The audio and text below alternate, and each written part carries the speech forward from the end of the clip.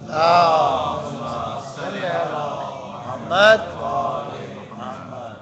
وعلى أهلة أبينا الأطهرين وغر الميامين المحجلين الذين أذهب الله عنهم الرجس وطهرهم تطهيرا. اللهم صل على محمد وآل محمد. واللعنة الدائمة على أعدائهم أجمعين من أول يوم ظلمهم إلى لقاء يوم الدين. أما بعد، فقد قال الحكيم في محكم كتابه العظيم: بسم الله الرحمن الرحيم. وقالوا ما لهذا الرسول يأكل الطعام ويمشي في الأسواق لولا أنزل عليه ملك فيكون معه نذيرا أو يلقى إليه كنز أو تكون له جنة يأكل منها. وقال الظالمون إن تتبعون إلا رجلا مسحورا. صلوات الله. اللهم صل على محمد وآل محمد. وقالوا ما لهذا الرسول يأكل الطعام ويمشي في الأسواق. کفار مکہ نے کہا کہ یہ کیسا رسول ہے جو کھانا کھاتا ہے، وَيَمْشِي فِي الْأَسْوَاقِ اور بازاروں میں ہماری طرح چلتا ہے، لَوْلَا أُنزِلَ عَلَيْهِ مَلَكٌ فَيَكُونُ مَعَهُ نَذِيرًا. اگر یہ رسول ہوتے تو ان کے ساتھ کوئی ملک ہوتا، فرشتہ ہوتا جو ڈراتا، أَوْ يَلْقَى إِلَيْهِ كَنْزٌ، یا کم سے کم ان پر خدا اپنے خزانے ہی کھول دیتا، وَتَكُونُ لَهُ جَنَّةٌ، یا ان کا باغ ہوتا ایسا کہ یَأْكُلُ مِنْهَا، یہ خود بھی کھاتے، چونکہ آیت میں تو خیر کھانے کی نسبت صرف سرور کائنات کو دی ہے، مگر ان کی پوری گفتگو یہ ہے کہ ایسے باغات ہوتے محمد صلی اللہ علیہ وسلم، اللهم صل على محمد. ایسے باغات ہونے چاہیے آپ کے پاس کہ آپ بھی کھائیں اور ہمیں بھی کھلائیں، کھجور کے باغات ہو جن سے آپ بھی کھائیں اور ہمیں بھی کھلائیں. یَأْكُلُ مِنْهَا. وَقَالَ الظَّالِمُونَ إِن تَتَّبِعُونَ إِلَّا رَجُلًا مَسْحُورًا. ان ظالموں نے، میرے حبیب دیکھیے کیا کہا، ان ظالموں نے یہ کہا کہ تم ایک سحر زدہ، ایک جادو زدہ انسان کی اتباع کرتے ہو. سورہ فرقان میں اس مناظرے کی پوری تفصیل ہے. سورہ واقعہ فرقان میں جو مشرکین نے باقاعدہ طے کر کے آئے تھے کہ سرور کائنات سے مناظرہ کریں گے. سرور کائنات نے عبداللہ مخزومی سے کہا تمہیں جو کچھ کہنا کہہ دو، تو اس نے اپنی پوری تفصیل، قرآن میں ظاہر ہے، قرآن کریم اشارتاً کہا کہ انہوں نے آ کے کہا کہ آپ پیغمبر ہیں تو آپ کے ساتھ کوئی فرشتہ ہونا چاہیے، ہمیں نظر آنا چاہیے تاکہ ہم اس کو دیکھ لیں، یا کم سے کم اس مکے کی پہاڑیوں کے نیچے سے نہریں جاری کرا دیں، باغات ہوں جس میں سے درخت ہوں، کھجور کے درخت ہوں، آپ بھی کھا لیں ہم بھی کھا لیں، یا پھر کم سے کم خدا خزانہ کھول دے. خدا کے پاس کیا کمی ہے، آپ رب العالمین کے نمائندے ہیں. جی ہاں، اگر رب العالمین کے نمائندے، دیکھیے یہ ایران کے شہنشاہ اور یہ یورپ کے شہنشاہوں کے نمائندے تو امیر دولت مند جن کے محلات ہوتے ہیں وہ نمائندے برکات ہیں. وہ تو ان بادشاہوں کا بادشاہ ہے، غریب انسان کو اپنا نمائندہ بنا کے بیچ رہا. تو سرور کائنات کو فرمایا اور بھی کوئی گفتگو کرنے کو، ہاں یہ بھی ذرا گفتگو رہ گئی تھی کہ آپ ذرا آسمانوں پر جا کے دکھا دیں. چلیے اور آگے بڑھیے، اور کیا گفتگو کرنی ہے. ہاں گفتگو اور بھی کچھ رہ گئی ہے، جو رہ گئی وہ پوری کر لو تاکہ میں آخر میں تمہارے ہر سوال کا جواب دوں۔ مجھے گفتگو یہ کرنی تھی کہ اگر خدا کو پیغمبر بنانا ہی تھا تو ایک ملک کو اتارتا، اسی کو پیغمبر بنا کے بھیجتا، تو ملک کو نہیں بھیجا اور تمہیں بھیجا، ایسا کیوں کیا؟ اور آگے بڑھو، اور بھی تمہیں کچھ کہنا تو جو کچھ تمہیں کہنا کہہ دو، تاکہ میرا، چونکہ سارے مشرکین اب تم مل کر آئے ہو مناظرے کے لیے، بہت اچھی بات ہے، تم میں جو سوال تمہیں کرنا ہے کر لو، تاکہ میں بیک وقت تم میں سے ہر ایک کا جواب دوں۔ یہ نمائندہ بنا کر آئے تھے عبداللہ مخدومی کو، اس نے کہا ہاں یہ ہے کہ ہمارے سامنے آسمان کے دروازے کھول دو اور تم بھی چلے جاؤ، ہمیں بھی اوپر لے کے جاؤ، مگر یہ یاد رکھیے اگر ہمیں بھی آپ اوپر لے کے گئے تو بھی ہم یہی کہیں گے کہ آپ نے جادو کیا ہے۔ تو جب آپ کو یہی کہنا ہے تو مجھ سے مطالبہ کیوں کر رہے ہیں؟ سبحان اللہ، مجھ سے مطالبہ کیوں کر رہے ہیں جب آپ کو یہی کہنا ہے؟ تو اچھا یہ ایک بات ہے، ایک اور بات ہے، کیا یہ جو درخت ہے سامنے، اس کھجور کے درخت کو، چونکہ آپ پیغمبر ہیں، اس کھجور کے درخت سے کہیے کہ یہ اٹھ کر آ جائے تو پھر ہم مان جائیں، ٹھیک؟ اور بھی کچھ کہنا ہے؟ ہاں، جب یہ درخت آ جائے گا آپ کے پاس تو پھر میں کچھ کہوں گا۔ تو سرور کائنات نے فرمایا وہ تو آ جائے گا، ابھی سرور کائنات کہا نہیں تھا آ جائے، وہ درخت اٹھ کے آ گیا۔ درخت اٹھ کے آیا تو کہا ہاں واقعی آپ، اس میں تو کوئی شک نہیں، آپ کے پاس یہ جادو تو ہے۔ تو سرور کائنات نے فرمایا اور کچھ کہنا؟ ہاں، یہ کہنا کہ اس میں سے، اس سے کہہ دیجئے آدھا یہاں رک جائے، آدھا واپس جائے۔ تو سرور کائنات نے فرمایا یہ بھی کر کے دکھا دیتا ہوں۔ ابھی آپ نے کہا یہ بھی کر کے دکھاتا ہوں، وہ خود آدھا ہو گیا، آدھا وہاں رک گیا۔ پیغمبر خدا نے فرمایا اور بھی کچھ کرنا، اور بھی کوئی مطالبہ کرنا؟ ہاں، اس آدھے سے بھی کہہ دے یہ بھی واپس چلا جائے اور مل جائے، اور اس طرح سے ملے کہ پتہ ہی نہ چلے کہ دو تقسیم ہوئے تھے۔ تو پیغمبر خدا نے فرمایا ہاں ایسا کرو، تم میری طرف سے کہو۔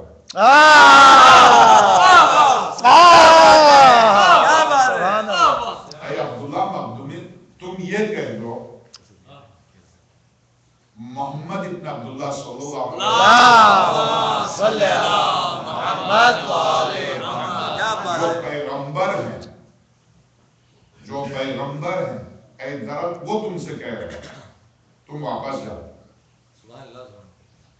تو عبداللہ مخدومی کو پتہ ہی نہیں چلا کہ سرور کائنات اپنی نبوت کا اس سے اعتراض کیا، اس نے کہہ دیا۔ اس نے جب کہا کہ درخت واپس گیا، جب درخت واپس جا کے جڑا، اس کے بعد حضرت نے ایک ایک سوال کا جواب دیا۔ واقعاً سرمایہ دارانہ ذہن طول تاریخ میں بشریت کے ذہن پر قابو یا تو اقتدار نے کیا ہے یا دولت نے، یہ پتہ ہے ہم سب، اور بعض اوقات صاحب اقتدار کو بھی صاحب ثروت نے خریدا۔ اب عالمی جنگ کو لیجئے، اس وقت دنیا کی جنگ کو لیجئے، اس کے پیچھے عراق پر حملے کو لیجئے، افغانستان پر حملے کو لیجئے، کسی بھی حملے کو لیجئے، اس کے پیچھے کس کا ہاتھ ہے؟ سرمایہ کا ہاتھ ہے۔ اس کے پیچھے دولت کے لالچ میں 4 دفعہ ہارٹ اٹیک ہو کے بال بال بچنے والا شخص، سبحان اللہ، پھر بھی لالچ اس قدر لالچی کہ آدھا عراق کے تیل کو لوٹنے کے باوجود بھی آپ بلینز کے حساب سے عراق کے خزانے سے پیسے غائب ہو گئے۔ کس نے عراق پر حملہ کیا؟ صدام کو بان کس نے؟ عالمی جنگ اول اور جنگ دوم کو لیجئے، اس کے پیچھے کس کا ہاتھ ہے؟ صرف اور صرف سرمایہ داروں کا ہاتھ ہے، صرف سرمایہ داروں کا ہاتھ ہے۔ اس میں دولت کی خواہش، یعنی فرعون سب پر کنٹرول کر سکا، قارون پر نہیں کر سکا، قارون کے پاس دولت تھی۔ فرعون جو بادشاہ بنا دولت کی وجہ سے بنا، ورنہ اس کی ایک ٹانگ بھی ناقص، ایک ہاتھ بھی ناقص، ایک آنکھ بھی ناقص، سر سے پیٹھ بھی بہ رہا، ایسا شخص بادشاہ بھی بنے اور چند عرصے کے بعد بہت جلدی 8 سال کے بعد خدا بھی بن جائے۔ کیسے؟ دولت کی وجہ سے، اس کے پاس دولت تھی، دولت بھی کیسے؟ بھیک مانگ کے. کیونکہ تاریخ تبری نے اور ابن اسیر کی تاریخ کامل میں اس کی جو تفسیر دی وہ یہ ہے کہ خیر ابتدائی جو مرحلہ دیا وہ تو عجیب ہے کہ باپ کا پتہ نہیں تھا، ماں نے اٹھا کے پھینک دیا تھا، کتھے کا دودھ پی کے پلا. اس پر مجھے جب عجیب سا لگتا ہے بہرحال کہاں تک یہ درست ہے وہ تبری جانے اور اس کا باپ جانے. مگر یہ شخص یہ بات طے ہے، مجلسی رضوان اللہ تعالیٰ علیہ نے بھی یہ بات طے ہے کہ یہ شخص بھیک مانگتا تھا قبرستان پر بیٹھ کے. جو شخص بھیک مانگتا ہو وہ بادشاہ بھی بنے اور کچھ عرصے کے بعد خدا بھی بن جائے. تو صرف پیسے کی وجہ سے، دولت کی وجہ سے، اس کے پاس پیسے تھے، حامان نے دیکھا کہ اس کے پاس پیسے ہیں تو وہ تفصیل یعنی طول تاریخ میں یہی مسئلہ یہی ہے. وہ خالق فطرت، ان فطرت اللہ التی فطر الناس علیہا لا تبدیل لخلق اللہ، یہ جو قرآن کریم کی آیت ہے وَلِلَّهِ عَلَى النَّاسِ حِجُّ الْبَيْتِ مَنِ اسْتَطَاعَ إِلَيْهِ سَبِيلًا، اللہ کا گھر کا حج ہر اس شخص پر فرض ہے جو استطاعت رکھتا ہے. استطاعت کون رکھتا ہے؟ یعنی اس وقت تو خیر بہت سے مومنین، بہت سے مسلمان استطاعت کی اس میں حکم میں اس کے دائرے میں آتے ہیں. مگر قدیم زمانے میں استطاعت رکھنے والے سوائے صاحبان دولت و ثروت کے کسی کے پاس اتنی استطاعت نہیں تھی کہ ہزاروں میل سے کشتی پر سوار ہو چلا جائے. اس کے پاس جب تک لاکھوں کے حساب سے پیسے نہیں جا سکتا تھا. جو آس پاس قریب تھے وہ بھی سواری گھوڑا اونٹ وغیرہ سواری لیتے تھے پھر جاتے تھے. تو استطاعت کی قید جو قرآن نے لگائی کہ من استطاع الیہ سبیلا، اس کا حج اس پر فرض ہے جو اس کی راہ میں آنے جانے کے سلسلے میں پورا بغیر، اور پھر فقہی مسائل میں یہ کہ جائے اور آئے اس کے گھر میں کوئی تکلیف نہ ہو، بچوں کے پاس کوئی کمی نہ ہو اور بچے پریشان نہ ہو، اور پھر حج کے لیے کوئی چیز بیچ کے نہ جائے بلکہ عام آمدنی اتنی ہو کہ وہ اپنی آمدنی سے جائے حج کر کے واپس آئے اور جا کے آنے تک گھر میں کوئی پریشانی نہ ہو. تو گویا ایک اعتبار سے جو صاحب دولت ہے، جو صاحب حیثیت ہے، اس پر حج واجب ہے. عام انسانوں پر حج واجب نہیں ہے. تو اس فریضہ الہی کو دولت مندوں کو خدا نے اپنے گھر کے زیارت کا شرف دولت مندوں کو کیوں بخشا؟ دولت کون دیتا؟ خدا. وہ آیت جس کو علت رزق میں اضافے کے لیے جس آیت کی تلاوت کے لیے کہا گیا ہے، وہ بلکہ بعض اوقات اوپر کی آمدنی والے لکھ کے لگاتے ہیں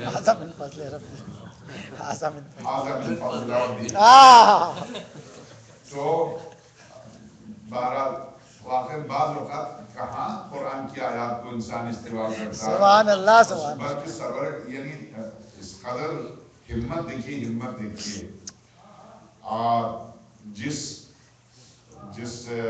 ادارے میں عام ہے، جس ادارے میں رشوت عام ہے، اس ادارے کے انچارج ایک مومن تھے. تو پیچھے لکھی ہوئی تھی کہ یہ حدیث سرور کائنات کے ارشاد الراش والمرتشی فی النار.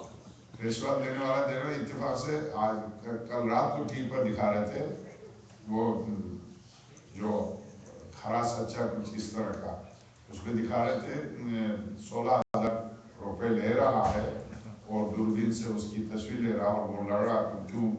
تو بہرحال یہ تو کوئی نئی بات نہیں ہے، اس میں کوئی نہ تو علمی گفتگو ہے. الراش والمرتشی کلاہما فی النار، لینے والا رشوت دینے والا دونوں جہنمی ہیں. اور یہ روایت بہت جلی روپ میں پیچھے لگائی اور ٹیبل کے اوپر ماشاءاللہ سے نوٹ کے نوٹ گنے جا رہے.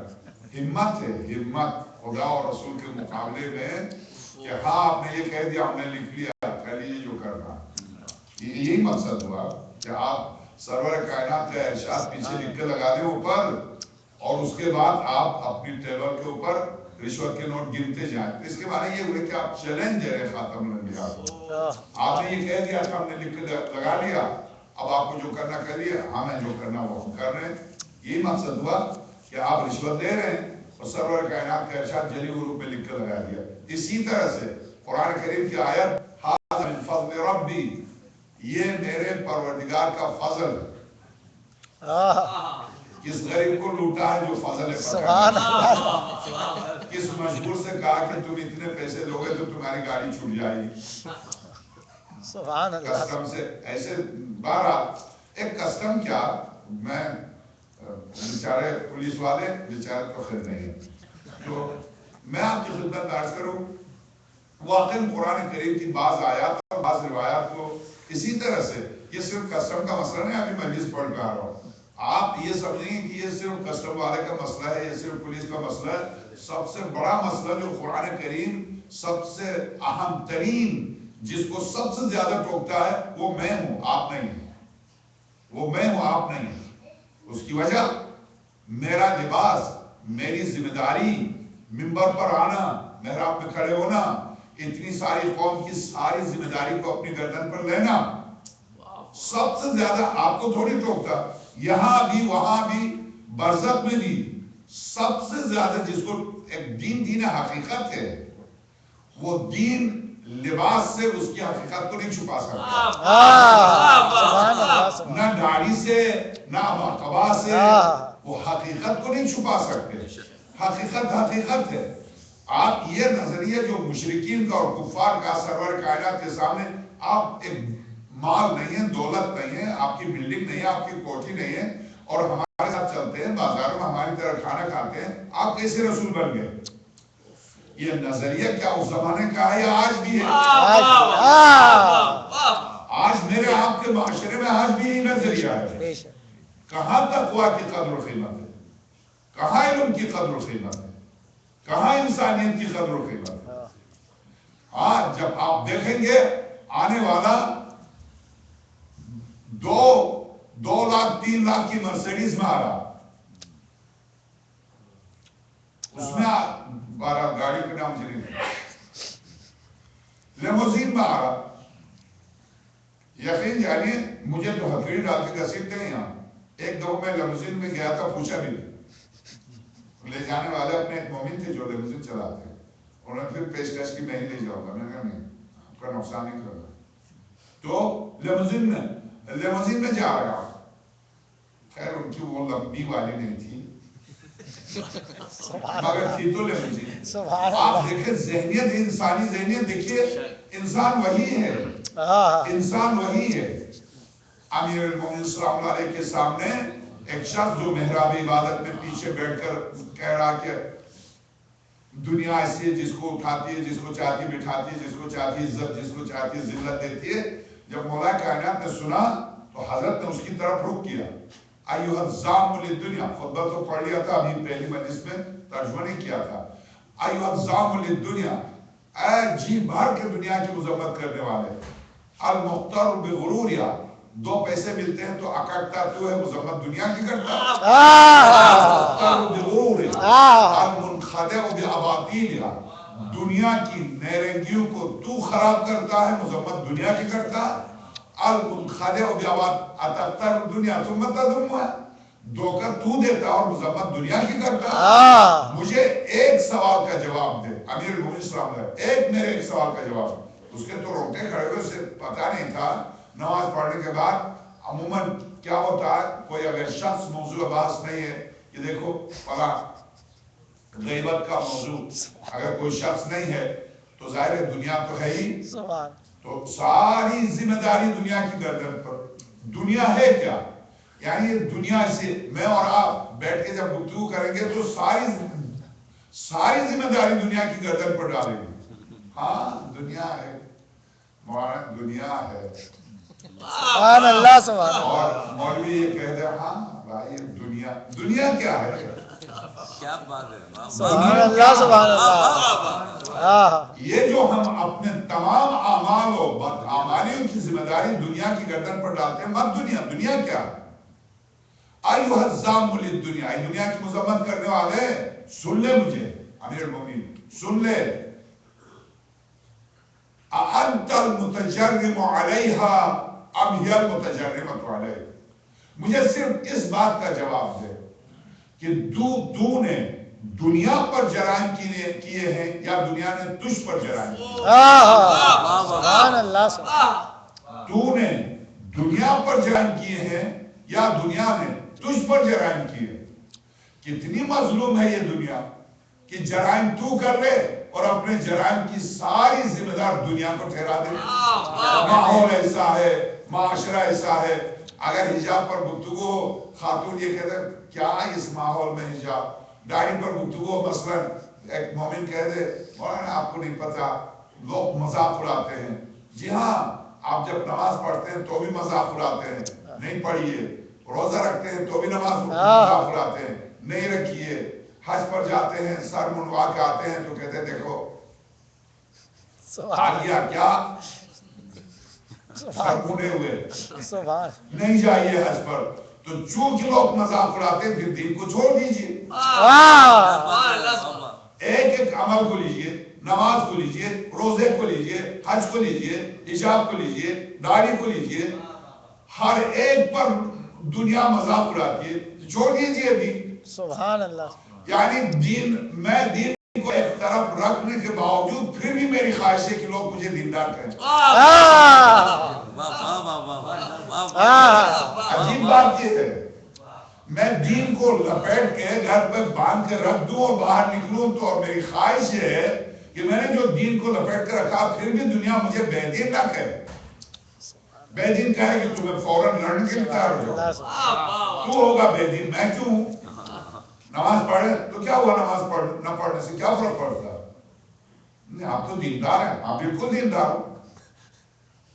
بندے خدا نماز نہیں دیندار، روزہ نہیں دیندار، حج نہیں دیندار، خمس نہیں دیندار، زکوٰۃ نہیں دیندار. یعنی ایک ایک فریضے کو لے کے جائیے، نہیں نہیں نہیں، مگر جب دیندار ہیں ہم بالکل دیندار ہیں. سبحان اللہ. مجھے نہیں پتا ان کی نظر میں دین کی تعریف کیا ہے. شاید ان کی نظر میں دین کی تعریف وہ ہے جس سے مولوی واقف نہیں ہے. اور مولوی تو کیا قرآن بھی واقف نہیں ہے. قرآن جو کہہ رہا ہے ان الدین عند اللہ الاسلام، دین فقط اللہ کے نزدیک اسلام ہے. اور اسلام کیا ہے؟ لَأَنْسَبَنَّ الْإِسْلَامِ نِسْبَةً لَمْ يَنْسَبْ قَبْلُهُ مِثْلِي. میں اسلام کی وہ تعریف کروں گا جو مجھ سے پہلے کسی نے نہیں کی ہوگی. امیر المومنین اسلام کی کیا تعریف ہے؟ اسلام ارکان سے، دل سے عقیدہ، زبان سے اقرار، اعضاء و جوارح سے ظہور. امیر المومنین کی تعریف ہے، مجھے داد دے رہا ہوں. مولوی کی تعریف ہے، یہ مولا کائنات کی تعریف ہے. ظاہر جو عین دین ہے وہ تعریف کر رہا. دین کیا؟ دین الاعتقاد بالقلب والاقرار باللسان والظہور بالاعضاء والجوارح. دل سے اعتقاد، زبان سے اقرار، اعلان. اس دل، مجھے کیا پتا، کسی کو کیا پتا میرے آپ کے دل و دماغ میں کیا ہے. دیکھیے، نماز، روزہ، حج آپ کے اندر کے عقائد کا ظہور ہے. جو عقیدہ رکھتے ہیں اس کا ظہور ہے. یہ بغیر نماز کے، بغیر روزے کے لاکھ میں کہوں دعویٰ کروں، ظہور نہیں ہے، دلیل نہیں ہے میرے پاس. خدا نے اعتقادات کے ظہور کے لیے اعمال کو رکھا. آپ جانتے ہیں جتنے مخلصین ہیں ائمہ کے، امیر المومنین کا حساب لیجیے، امام صادق سلام علیہ کا حساب لیجیے. درست ہے، رکوع میں، حالت رکوع میں، یہ میرے ہاتھ میں کتاب ہے، بلکہ کل وہ کتاب لے کے آؤں گا. جب بخاری نے روایات لی شیعوں سے تو آیت اللہ سید شرف الدین موسوی نے خط لکھا جو مناظرہ ہوا.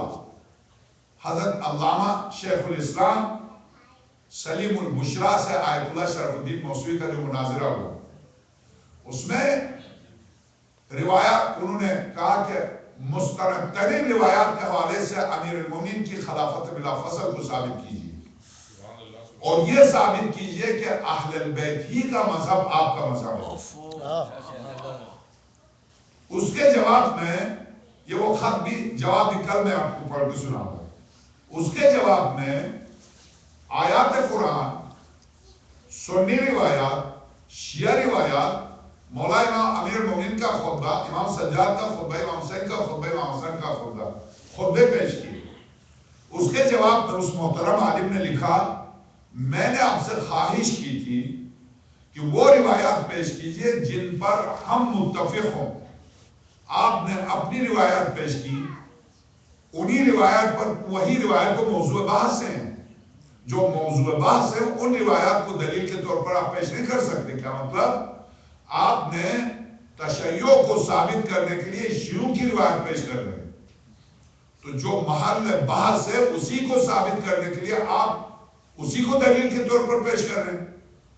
تو آقا نے کہا ہم شیعوں کو مانتے نہیں ہیں، ہم شیعوں کو مانتے تو پھر ہمارے اختلافی کیوں ہوتا؟ شیعہ راوین کو ہم کب مانتے؟ تو اب آیت اللہ شرف الدین موسوی نے کیا کیا؟ الفابیٹ الف سے شروع کیا، الف سے یہ تک۔ الف جیسے آمش ہے، آمش سے شروع کیا امام صادق سلام اللہ علیہ کا وہ شاگرد ہے کہ جو رکوع میں ذکر رکوع کے بعد تبرہ پڑھتا تھا، سجدے میں ذکر سجدے کے بعد تبرہ پڑھتا تھا۔ بخاری نے یہ لکھا ہے کہ یہ رافضی تبرائش ہے، اس کے باوجود یہ کہہ کے اس سے روایت کی ہے کہ چونکہ تبرہ کرتا تو اس کا تبرہ اس کی گردن پر مگر سچا ہے۔ تو اب آپ دیکھ لیجئے، جو تبرہ کرتا تھا نماز میں رکوع میں تبرہ کرتا تھا، ترک نماز کر کے تبرہ نہیں کرتا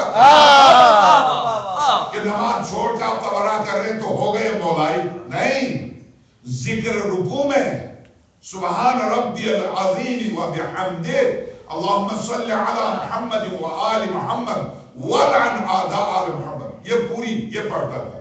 کیا کل میں کتاب لے کہوں گا، بلکہ آپ بھی خریدیں، ہر مومن کے پاس ہو مذہب اہل البیت، یہی وہ کتاب ہے، ہمیشہ کہتا ہوں یہی وہ کتاب ہے جس میں اب تک 15 جب سے یہ کتاب 100 سال ہو گئے، 100 سال کے اندر 15,000 علماء عرب کو شیعہ بنا ہے، علماء عرب۔ شام کے قاضی القضات نے جو خط لکھا ہے اس کتاب کے جواب میں، کاش مجھے ماحول اجازت دیتا میں دوڑ کے آ کے آپ کے قدموں کو چومتا۔ اس مصنف کے لیے، آیت اللہ شرف الدین موسوی کے لیے، مجھے ماحول اور میرا منصب اجازت دیتا اور آپ نے مجھے راہ ہدایت، قاضی القضات شام کا قاضی القضات، اس کتاب پہ پڑھنے کے بعد 15,000 ان وہابی ذہنیت کے افراد کو جس کتاب میں شیعہ بنا ہے، اس میں الف سے شروع کیا ہے، الف سے یہ تک 100 سے زیادہ راوی دیے۔ آپ کس طرح سے کہتے ہیں کہ ہم شیعہ راوی کو نہیں مانتے؟ آپ اگر شیعہ راوی اور علم رجال، ابن حجر اسقلانی کی کتاب الاصابہ فی تمیز الصحابہ، علم رجال کی کتاب، ذہبی کی کتاب میزان الاعتدال، علم رجال کی کتاب۔ علم رجال کیا مطلب؟ یعنی راویوں کا علم، کہ اس راوی یہ راوی شیعہ تھا، سنی تھا، کیا اعتقاد رکھتا تھا، رافضی تھا، غیر رافضی تھا، علم رجال، عادل تھا، فاسق تھا، عقلی طور پر بالغ تھا یا عقلی طور پر نابالغ تھا، علم رجال۔ علم رجال پر ابن حجر اسقلانی کی الاصابہ فی تمیز الصحابہ ہے، ذہبی کی کتاب میزان الاعتدال ہے، اس میں ذہبی نے لکھا، جو علم رجال کا ماہر ہے اہل سنت کا، اس نے لکھا یہ رافضی، کٹر رافضی، بخاری کے 2 استاد ہیں جو رافضی ہیں۔ کیا مطلب؟ وہ لکھتا کہ یہ عثمان کو کافر کہتے تھے کھلے عام، عثمان کو کافر کہتے تھے کھلے عام، ان سے روایت لی ہے، اور آپ کہہ رہے ہیں کہ ہم شیعوں سے روایت نہیں لیتے۔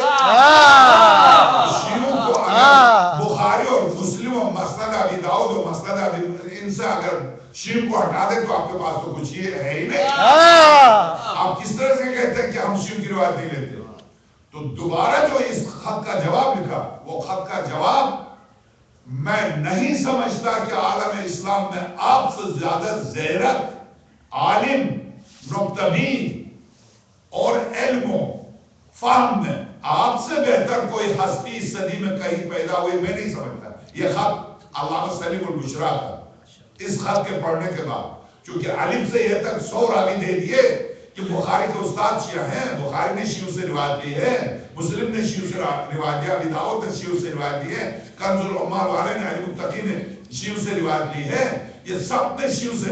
اگر شیعوں کو آپ اپنی کتابوں سے ہٹا دیں تو آپ کے پاس تو کچھ بچتا ہی نہیں سوائے اس کے کہ پیغمبر کھڑے ہو کے پیشاب کرتے تھے, پیغمبر آیات الہی کو بولتے تھے, سوائے توہین رسالت کے کچھ بچتا نہیں. اگر سرور کائنات کی عظمت کے بارے میں کوئی روایت ہے تو وہ صرف شیعوں سے ہے.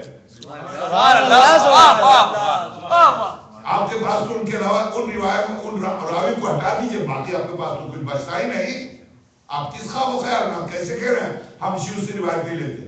اس کے بعد انہوں نے سر تسلیم خم کیا کہ میں سمجھ نہیں سکتا تھا کہ اس قدر صریح یعنی جلد جواب دینے والا. ظاہر ہے ایک تو اس کا بیٹا ہے جو آزان و اقامت نیت کے لیے ہاتھ بلند کیے اور پیچھے سے سوال کر رہا, شاید علی رک جائیں. شرف الدین بھی اسی نسل سے ہے, وہ کہے کے لیے رکیں گے, وہ کہے کے لیے سوچیں گے. ابھی مناظرات پر جو کتاب چھپی ہے مشہد میں خالص مناظرے کا مدرسہ کھولا آیت اللہ محمد حسین حدوینی, جو سعودی عرب جاتے ہیں, افریقہ جاتے ہیں, چیلنج دے کے جاتے ہیں. مناظرات پر 30 جلدوں پر مشتمل کتاب مارکیٹ میں آ رہی ہے, 16 جلدیں آ چکی ہیں. تو میں عرض کروں اسی دور میں اسی وقت ٹی وی پر آتے ہیں, ٹی وی چینل پر آ کے چیلنج دیتے ہیں, باقاعدہ مناظرہ ہوتا ہے. بلوچستان کے ایک عالم نے چیلنج قبول کیا, آئے شہزادی کا گھر جلا تھا یا نہیں, یہ موضوع تھا, اور ثابت کرنا تھا اس کو صرف سنیوں کی مستند ترین روایات سے. بلوچستان کا ان کا دعویٰ یہ تھا کوئی مستند روایت آپ پیش نہیں کر سکتے. ان کا دعویٰ یہ تھا آپ کی خدمت میں ایک سے ایک نہیں, یعنی میں 20 روایتیں, کم سے کم 20 مستند روایتیں جن کی سند کے سامنے آپ سر تسلیم خم کریں نہ پیش کروں, میں مامے کو اٹھا کے پھینکوں. ٹی وی پر آئے, 2 دن مناظرہ ہوا, دوسرے دن پوری دنیا سے فون آ رہے تھے کہ تم سے کس نے کہا تھا. آخر میں اس نے کیا کہا کہ دیکھیے نا روایت تو درست, آپ نے سند تو صحیح, مگر دیکھیے کہ نہ میں تھا وہاں نہ آپ تھے وہاں. وہی بات جو امام رضا صلی اللہ علیہ سے اہل کتاب نے جو مناظرہ کیا, وہی بات, میں نہیں تھا آپ نہیں تھے, آپ نے 4 تہمتیں لگائیں, ہر تہمت کے ثبوت کے لیے چشمدید گواہ کی ضرورت تھی. ایک یہ کہ گھر جلایا, دوسرا یہ کہ جلانے والے ابوبکر عمر تھے, اور تیسرا یہ کہ شہزادی کو شہید کیا, اور چوتھا یہ کہ شہید کرنے والے یہ تھے. ہر ایک دعویٰ کے لیے چشمدید گواہ کی ضرورت ہے. دنیا بھر سے فون آئے, خدا کے بندے خاتم الانبیاء کا تو کلمہ پڑھتا ہے, کیا تو نے خاتم الانبیاء کو آنکھوں سے دیکھا؟ خاتم الانبیاء کو بن دیکھے تو اشہد ان محمد رسول اللہ پڑھتا, اس لیے کہ کلمہ تواتر سے آیا. جب تواتر سے ایک روایت آ جائے تو کلمہ تواتر سے آ جائے تو کلمہ پڑھ کے مسلمان ہو, اور دوسری روایات اسی تواتر سے آ جائے تو آپ کہتے ہیں چشمدید نہیں, بیوقوف آدمی. تم نے کس چیز کو اپنی آنکھوں سے دیکھا, اس کو نہیں دیکھا. کیا تو یہ سمجھتا کہ تو کھڑا ہو کے دیکھتا ہو شہزادی کا گھر جل؟ بیوقوف آدمی. دنیا بھر سے فون, وہاں سے آذربائیجان سے, رشیا سے, پوری دنیا سے فون آ رہے, چونکہ کھلے عام مناظرہ فون آ رہے. ہمیں نہیں معلوم تھا کہ آپ اتنے بیوقوف ہیں, خدا اس طرح سے. اور پھر اس کے بعد تو وہ آیا بھی نہیں. تو میں عرض کروں آپ کی خدمت میں, جی ہاں, ذہنیت انسانی ذہنیت میں تبدیلی نہیں آئی. میں جو امیر المومنین کا جو خطبہ پیش کر رہا تھا وہ بھی اسی لیے کہ انسان وہی ہے. طول تاریخ میں کہ اگر کوئی مذمت و غیبت اور تہمت کے لیے انسان نہ ملے تو دنیا تو بیچاری ہے ہی. اپنے سارے جرائم میں دنیا کی گردن پر ڈال دو. اور دولت و ثروت کی جو عظمت اس وقت انسانوں کی نگاہ میں تھی, کیا کہا فرعون نے؟ سورہ طٰ, اے بنی اسرائیل دیکھو موسیٰ کے پاس کیا ہے؟ میری گود پہ پلا اور میرے خلاف چلا رہا، میرے ہاں کھا کر میری گود پہ پال کر سورہ کا علم نربی کا، کیا تجھے ہم نے نہیں پالا؟ ہماری گود پہ نہیں اور ہمارے خلاف چلا رہا۔ اے بنی اسرائیل دیکھو میرے نیچے نہریں جاری ہیں، میرے باغات ہیں، تو فرعون کے باغات ہیں، موسیٰ کے باغات نہیں ہیں۔ تو موسیٰ کے باغات نہ ہونے سے کیا فرعون کو نبوت ملے گی؟ باغات کا، دولت کا، ثروت کا۔ اب حضرت نے جواب دیا، اے عبداللہ مخدومی، فرض کر لو تم نے یہ جو کہا، یہ جو شہنشاہ ہیں یورپ کے اور ایران کے، یہ دولت مند کو سفیر بناتے ہیں، تو تجھے پتا ہے جب دولت مند کو سفیر بناتے ہیں تو وہ سفیر کیا کرتا ہے؟ اس کے غلام اور اس کی کنیزیں اس طرح سے اس کو محاصرے میں لیتے ہیں کہ وہ معاشرے سے کٹ کے رہ جاتا ہے۔ نبی آتا ہے معاشرے میں رہ کر معاشرے کو بدلنے کے لیے، نبی نہیں آتا ہے کہ عیاشی کرے محلات میں، وہ آتا ہے پتھر کھا کے معاشرے کو بدلے۔ وہ شہنشاہوں کے سفرا کی طرح عیاشی کے لیے نہیں آتا کہ ایک محل ہو جس میں کنیزیں ہوں آل سعود کی طرح نعوذ باللہ، اور کنیزوں کے ساتھ عیاشی کرے، باہر جو ہو رہا ہونے دو۔ اے عبداللہ مخدومی، یورپ کے بادشاہ، ایران کے بادشاہ، ان کے سفیر کیا کرتے ہیں؟ اسی لیے تو یہ عوام سے کٹے رہتے ہیں، عوام باہر تڑپتی ہے، پتہ نہیں چلتا باہر کیا ہو رہا۔ اور نبی وہ ہے جو عوام کے دل کی دھڑکن بن کے آتا ہے، اور نبی عوام کے دل کی دھڑکن بن کے آتا ہے۔ اگر اس کو بھی دولت دے، اس کو بھی اسی طرح سے نوکر دے تو وہ بھی عیاشی میں پڑا رہے گا، پھر عوام کو پوچھے گا کون؟ عوام کی خبر کون لے گا؟ خاموش۔ اب بولو، اور کچھ کہنا ہے؟ نہیں۔ تم کہا اچھا یہ چاند، شام رات ہو گئی، چاند کو تقسیم کر کے دکھا دو، یہ بھی کر کے دکھا دیتا ہوں، مان جاؤ گے؟ کہا نہیں ہم پھر بھی نہیں مان۔ یہ جو تم نے کہا تمہارے پاس کچھ بھی نہیں ہے، تم کمزور ہو، ہمارے پاس دولت ہے، طائف والے کے پاس دولت ہے، یہ جن کے بارے میں تو کہہ رہا کہ مکے میں ان کے باغات ہیں، ان کو نبوت ملنی چاہیے، یہ یاد رکھ عبداللہ، ابھی مکے کے سامنے، خانہ کعبہ کے سامنے بیٹھے، میں جو اس وقت تنہا اور ان کمزوروں کے ساتھ ہوں، میں تم سے کھل کے کہہ رہا ہوں، تم سب جتنے اس وقت میرے سامنے، تم سب بدر میں قتل ہو جاؤ گے، اور میں تم سے کھل کے کہہ رہا ہوں، میں تم پر غالب آ جاؤں گا اور تم میرا کچھ نہیں بگاڑو گے۔ یہ دیکھتے ہی رہ گئے، سبحان اللہ، دیکھتے رہ گئے، کسی میں مجال نہیں ہے جو اوپ کرے، کسی مجال نہیں جو اوپ کرے، اور بڑے تنتنا کے آئے تھے کہ ہم دیکھتے ہیں، کیا دیکھا؟ اور ٹھیک جنگ بدر اولا میں یہ جتنے آئے تھے سب جنگ بدر اولا میں جب یہ قتل ہوئے تو ان سب کے جنازے ایک کنویں میں ڈال کر سرور کائنات نے پوچھا کہ تم سے میرے پروردگار نے جو وعدہ کیا تھا تم نے پایا؟ تو جو ظاہراً جنہوں نے کلمہ پڑھ لیا تھا بدر میں تھے وہ، سبحان اللہ، سبحان اللہ، انہوں نے کہا یا رسول اللہ مردوں سے گفتگو کر رہے ہیں؟ سرور کا کیا یہ سنتے ہیں؟ خیر یہ اب سنی باتیں ہیں، پیغمبر خدا نے جو جملہ ارشاد فرمایا، یہ جملہ ہم سب کے لیے، کسی شخص کے لیے نہیں، پیغمبر خدا کے لیے، یہ تم سے بہتر سنتے ہیں، یہ